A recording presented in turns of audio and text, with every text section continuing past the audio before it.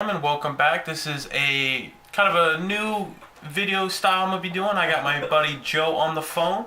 His YouTube channel is Rock Oust, and this is always Derek from Derek's Gaming Channel. And today, me and Joe are gonna be talking about something that's kind of died down recently, but it's still on the back of all of our minds. It's the cross connection play from for Xbox, PlayStation, and even potentially PC gamers. Joe, do you think that this will happen, or do you think it's kind of just ideas that were kicked around?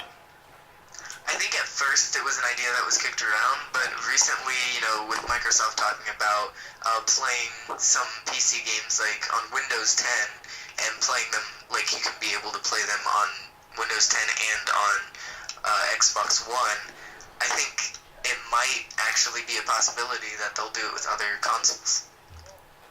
I know that with you being on the Xbox and me being on PlayStation, and I think everyone can relate to that problem, just because people are Microsoft, they enjoy their products more than some people enjoy Sony and vice versa, and with friends, you always of course want to play with each other, but with two different major gaming systems, sometimes people buy other ones that their friends don't, and it's a little frustrating because it is the year 2016. Technology is incredible, and to me it's a little absurd how it's not a thing yet with all of the money that these companies have. It's kind of absurd, and it's a little annoying, to be honest. Yeah. Now, I know with the competitive scene, since you you do more work in that than I do at the moment, do you think that there could be potentially that could generate more revenue for competitive play if teammates could be on different systems but be on the same team? Yeah, I think they would make a probably, I wouldn't say twice the amount. I think I think they get more people out there into the competitive play, because I know currently they do one for Xbox One and one for PS4, but if they were to have both of them at the same time, I think more people would be okay with, I have to move over to PlayStation 4 to, because I don't like the controllers or something. I think it might create something similar to that. Actually, one second, I'm lagging really bad. I'm gonna go try to fix that. Okay.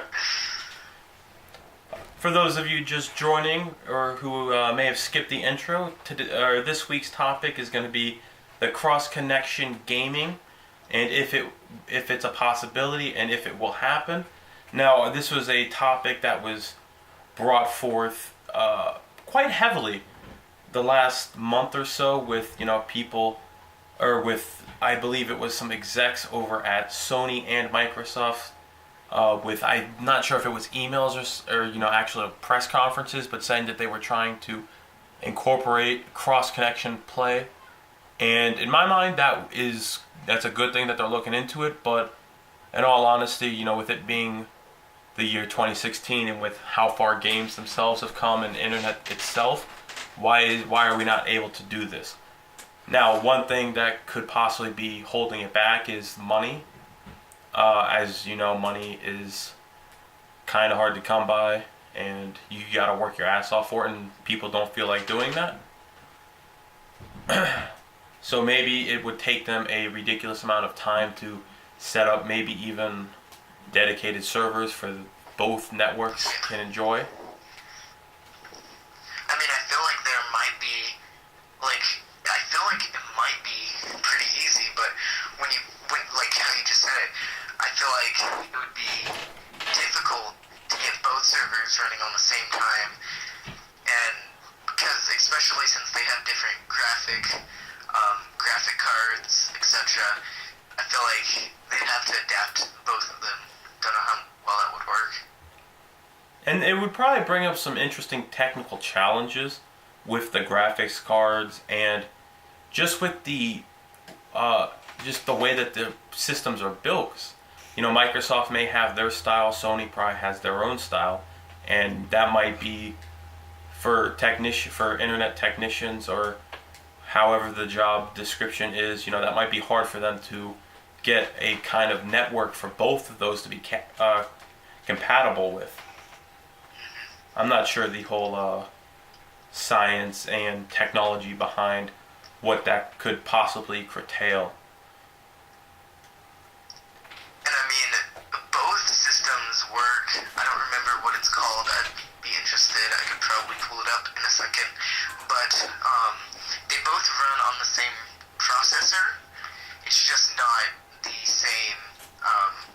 Like, they don't run at the same speed. They have the same RAM and everything, but they don't want.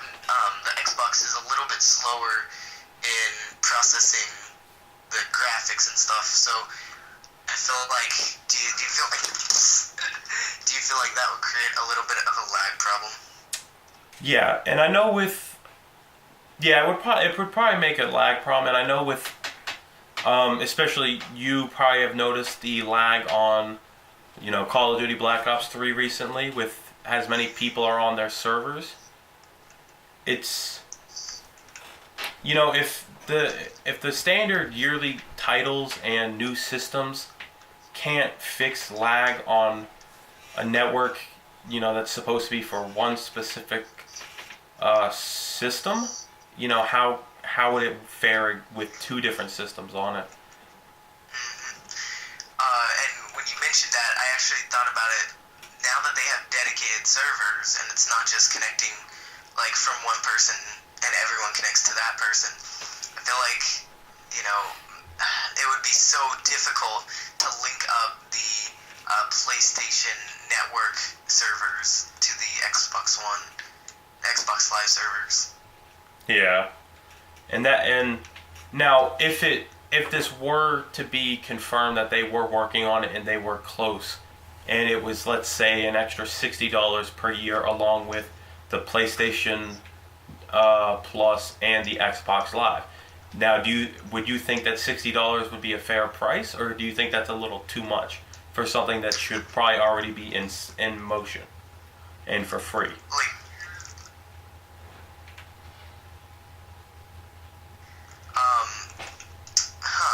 It's interesting. I feel like, I mean, honestly, I'd be willing to pay the extra $60 just to be online with both my friends on PS4 and on Xbox One. But I mean, if they're going to add it, and you'd have to pay for that. Like, even if you didn't play against people on PlayStation Network, I don't know how that would work. Like, how people would react.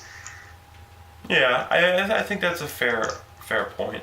Now, I would probably pay for it, but with me being a little bit older, not too many friends play the games or the amount of games that I do.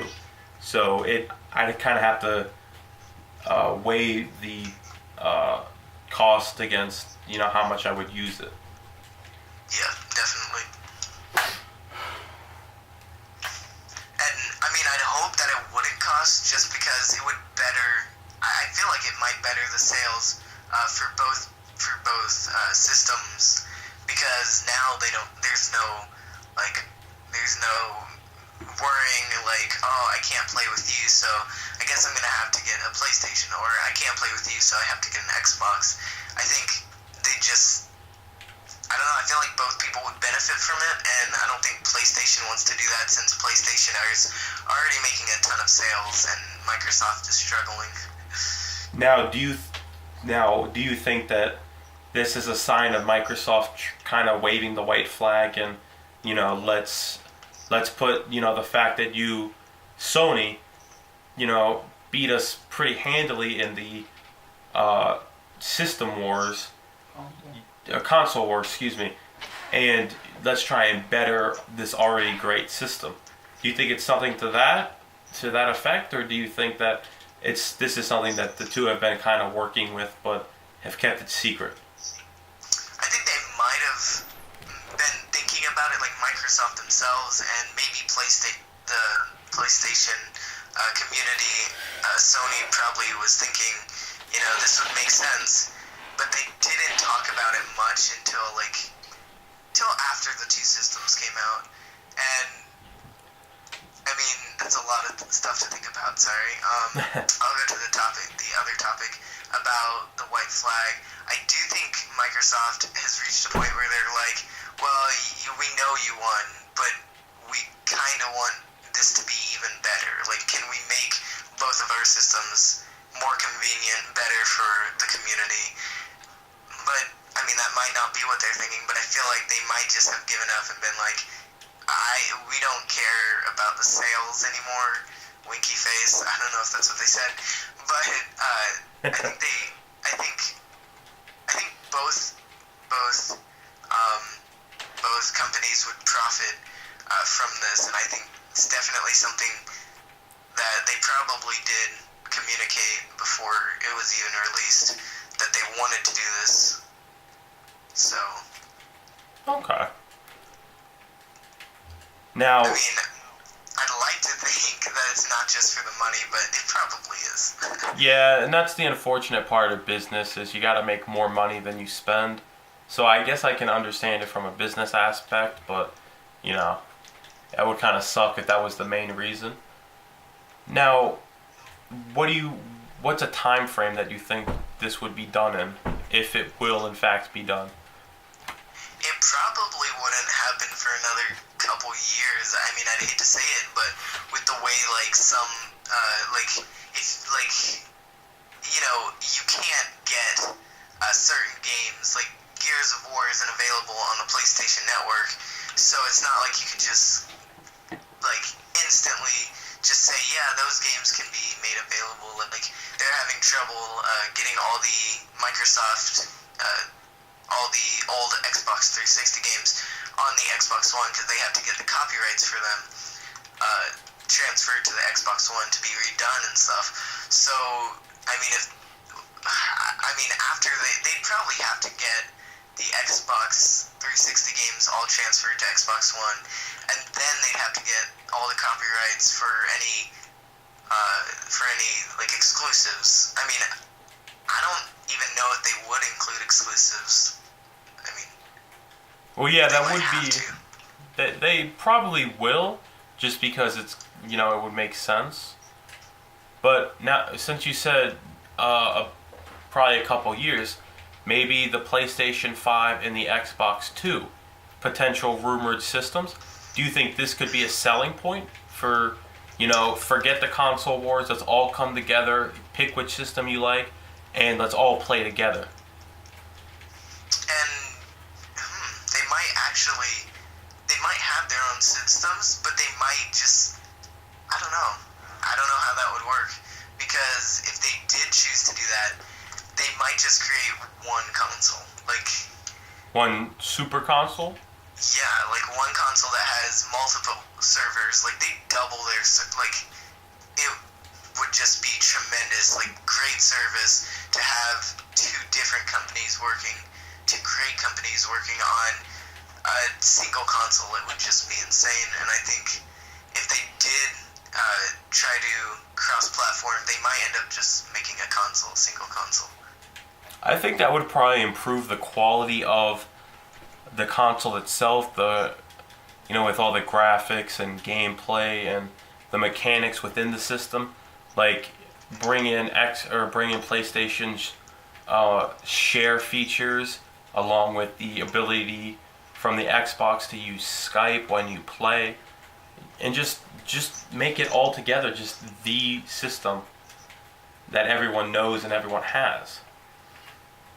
And I mean, I don't think it's ever even been done before where two different companies make a console. I mean, but even just thinking about the old consoles, the PlayStation 3 and the Xbox One, the original Xbox, and the PlayStation 2 and the PlayStation 1, I love the old consoles. I love the PlayStation 1 and 2. Those were probably my favorite consoles, just because, the games, everything about it was so great. The games weren't too complicated. The system could run, you could literally take out a disc and it would still keep running because there's not that much information to process. So, I mean, I think if we went back to the old consoles, just thought about that, I think they succeeded there because, I don't know. Again, too much to think about. I'm going off in different directions, but I think they definitely benefit. And it would be interesting to see the type of work that the two could do together with them being so dominant in the console sales. That, the two superpowers come together as one and make it honestly would probably go down as the greatest of all time. But the question is, would they be willing to do that, or would they be too prideful to let both, to give up some of the shares? And it's probably going to be that they're too prideful just because of the business aspect. But, I mean, again, with it being a business, I can understand why they won't do it. Because there's more money on your own. Because you keep it and you don't have to split it with, say, Sony or Microsoft, depending on which side does it. Yep. Which is, that's unfortunate, but hopefully they can at least, help each other out with the systems. Because I'm pretty sure it's Microsoft, right, that originally just said, let's do the cross-platforming. Yes, Microsoft, I believe, opened up, and I'm not sure if they wrote a letter to Sony, but they kind of, was like, hey, let's try and get this going. Yeah, I think I feel like sort of like most of it is from the business aspect. Like they're just thinking, we need to make this money back that we put in all this money to make this console. We're not making a ton of sales. Maybe if Sony cooperated with us. Yeah, thinking about it, if they did make one console, do you think that you just buy a membership? Just one membership? Yeah, that'd be handy because you could play with everyone. Now, the membership price would probably go up a little bit, but, again, with it being a business and I'm splitting it two ways, and if the quality was better, then, I'd by all means pay the little bit extra. You're paying for the convenience, and it's totally convenient. Just thinking about it, and if it worked out the way most people would think, I'd definitely be willing to pay more than $60 like I do now, and it doesn't seem too much because it's literally like $3, a little under $4 to pay for an Xbox One membership. So $4 a month. I'm sorry. So I mean, paying a little extra, I don't feel like that would be too big of a hassle to be able to play with friends on different consoles or etc. Yeah. So, issue DLC. Ooh. Now, I know they have Black Ops 3 DLC. They released it a month early for Xbox One. So, and then now it's on PS4 a month early. Do you think if they were to just do it on separate consoles, do you think it would still be, there would still be problems like that, like a dominant system that would get the DLC first, or how do you think that would work? Yes, it would be a problem because to be honest, Call of Duty is probably the most played game out there. It's probably more than Battlefield, probably more than the new Star Wars.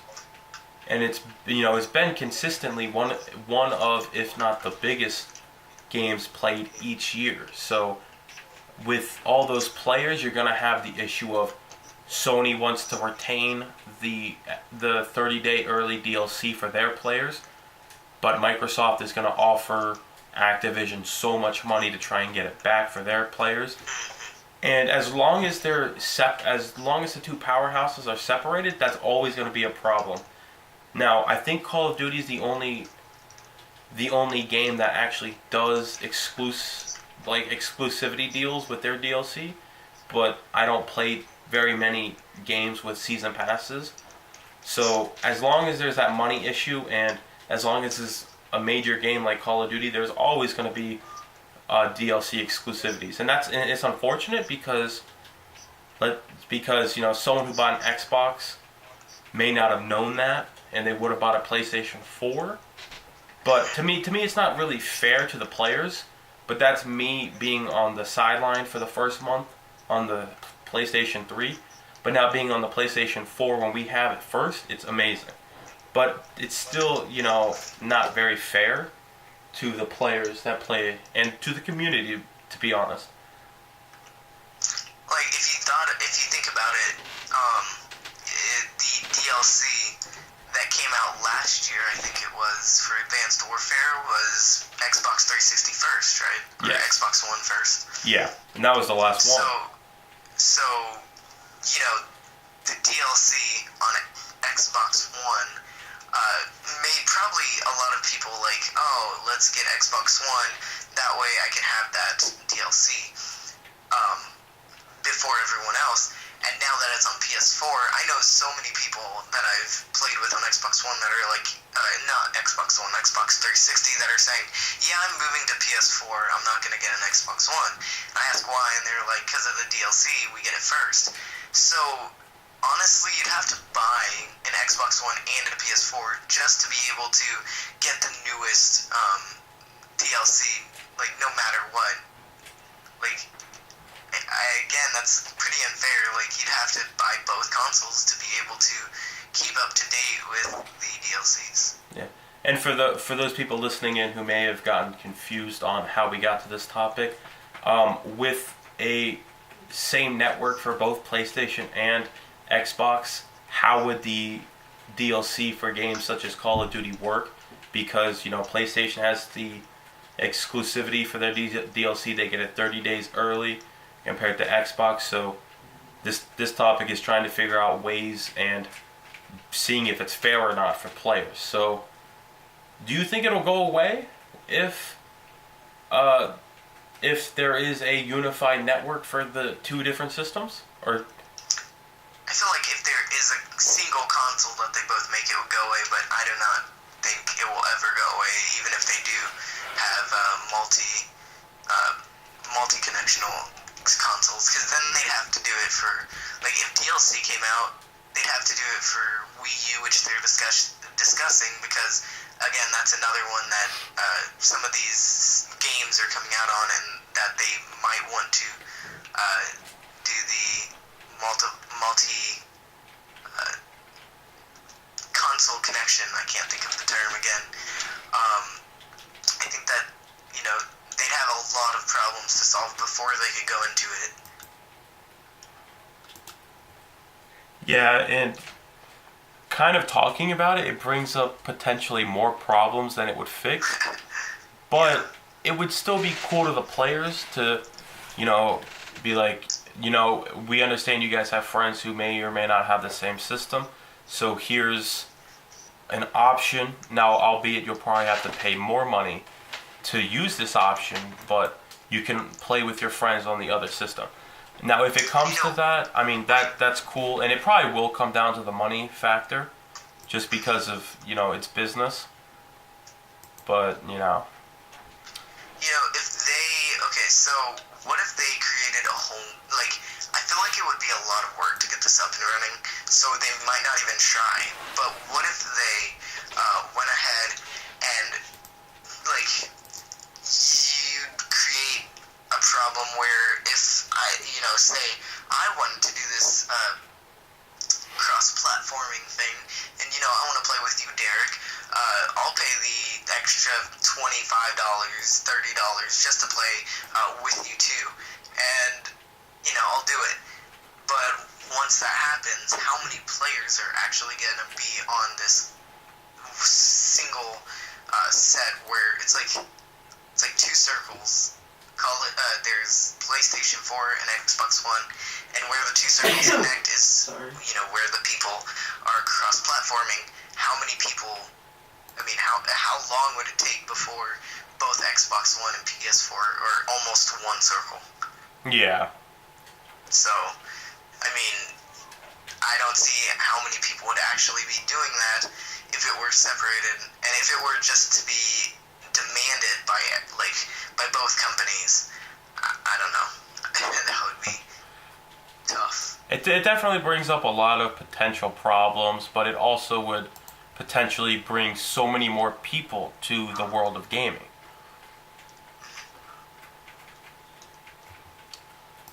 But it comes down to the head honchos of the company. Do they want to sit down and work something out, or do they want to get this done, or are we just going to keep talking about it? So, yeah, I definitely see it happening in the future, and if it were to happen soon, as in the next 5 years, I don't know, it would have to be definitely after these systems have been dead and probably gone, just because they'd have to start completely fresh. Like, doing it now would just cause so many problems. Oh, yeah. So, yeah, I do see it happening because I think there's a couple games, maybe even Black Ops 3. I've heard my friends talking, like, I got it for the PC, and I'd play it on the PC right now, but I don't feel like getting on it. So I think maybe cross-platforming with the Windows 10 is currently available. I know I've heard of a couple games that are available on it and the Xbox One, but I mean, it's possible with them, but again, those are both Microsoft. It's easier to manage, so they'll have to work on probably the communication issues before it moves on any further. All right. So now we're getting a little pressed for time. So so just a little recap. You think that the cross-connection platform will take place, but probably further down the road, like 5 years? Yes. I'm leaning towards the same thing. I'm thinking if it's not on this console life, then it will be the next one, and potentially both companies will come together, make one console, and make that a selling point, or have like the Xbox 2 and the PlayStation 5 systems by Microsoft and Sony respectively, but have the standard play for PlayStation users to play with PlayStation users, but also to have for extra money because of the business aspect, to play for PlayStation users to play with Xbox users. And yeah, definitely. Yeah, and it's unfortunate how it's probably going to come down to money, but it is what it is, guys. All right, this has been Derek from Derek's Gaming Channel, here with Joe from Rock Oust on the YouTubes. And we'll catch you guys on the next one. Peace out.